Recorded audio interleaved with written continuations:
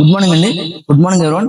ముందు వీడియోలో చెప్పినట్టు సేల్ అండ్ మార్కెటింగ్ స్కిల్ అనేది ఎంత ఇంపార్టెంట్, అది ఎక్కడ ఇంప్లిమెంట్ చేయాలన్నది కూడా అంతే ఇంపార్టెంట్ అండి.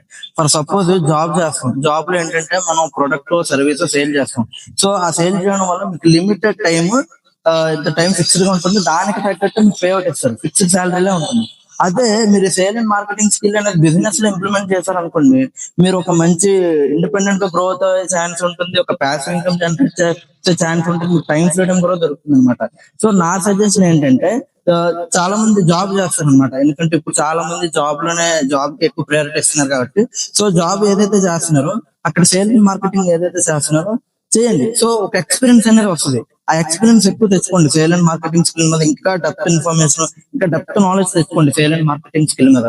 సో ఆ ఎక్స్పీరియన్స్ చేసిన తర్వాత మీరు ఆ జాబ్ చేస్తుంటే సెకండ్ సోర్స్ ఆఫ్ ఇన్కమ్, అంటే మీకున్న ఒక ఏదైనా స్టార్ట్అప్ ఐడియా ఉందనుకోండి, అంటే ఒక బిజినెస్ పెట్టడానికి ఐడియా ఉందనుకోండి, మీరు జాబ్ లో నేర్చుకున్న ఎక్స్పీరియన్స్ ఉంటే మీరు ఆ స్టార్ట్అప్ పెట్టి అందులో ఇంప్లిమెంట్ చేయండి.